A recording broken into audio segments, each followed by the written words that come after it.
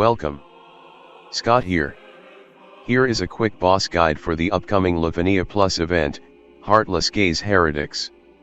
The featured units are Caius from Final Fantasy XIII, Yda from Final Fantasy XIV, Penelo from Final Fantasy XII and Rydia from Final Fantasy IV.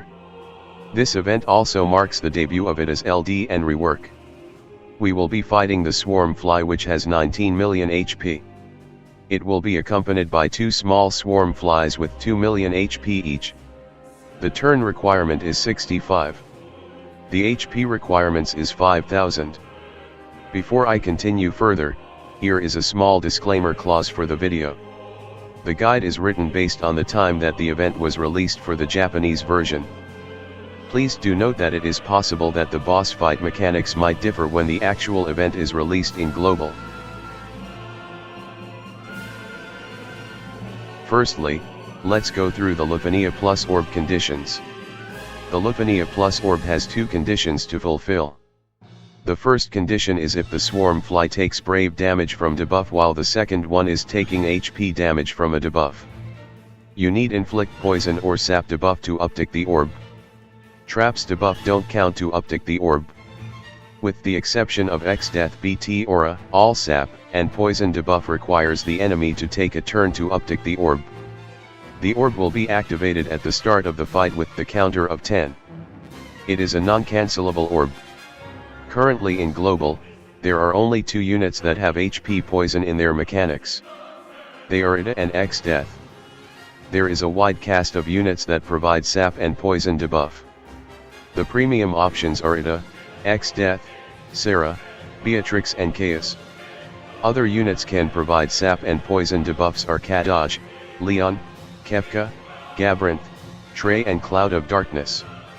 Alternatively, if you don't bring a designated unit to provide sap or poison debuff, you can equip Ferris or then Cred RF Sphere on a character with AE Sphere slot. Now let's proceed with some party setup recommendations. Recommended calls abilities. To ensure that you are able to constantly break them, it is important to inflict defense down debuffs. Example of calls abilities that inflict defense down calls are Ferris, Jack, Titus. As the boss has a huge amount of HP damage up debuff calls like Kareza May, Gabrinth, Ignis, and Maria are useful. Although a bit trickier to use, aura type HP damage up calls like Queen and Kamari are also viable. Since you need sap and poison debuffs to uptick the orb, you can considering bring these units as calls. They are Sarah, Shantato and Amidadalion. Next, I will be covering units that will be useful to handle the fight mechanics. Like other LUFENIA Plus events, it is always recommended to bring supports for their aura and buffs. They are Porum, Setzer, Agrias, Katesith, Ishtala, Bartz, Lena and Selphit. Depends on how you intend to play the fight, damage mitigation can be useful for the fight as well. Options include Beatrix, Kor, Zack, Orin, Gladio, and Galov. For damage dealers, you can consider the following units: Lon and Ren, Caius, Cloud of Darkness, Garland, Jet, Galbez, Kane, Zidane, Ace, Sid Reigns, Titus, and Tira. Melee units will benefit a lot since the enemies are weak against melee attacks. For units that offer sap and poison debuffs in their kit, I have highlighted them with a green border. You can do boss no turns with Exdeath or cheese the fight using the infamous Sephiroth and Yda combo. More details will be covered in the later part of the guide.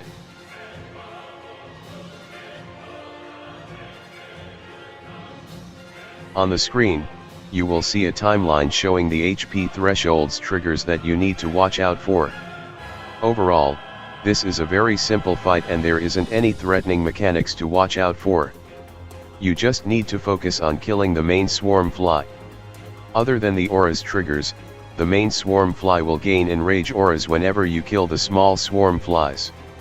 The aura will get the stronger depending on the number of times the boss gets the chance to trigger it. On the slide, I have incorporated a small diagram illustrating how the rallying cry cycle works. I will talk more about it in the coming slides.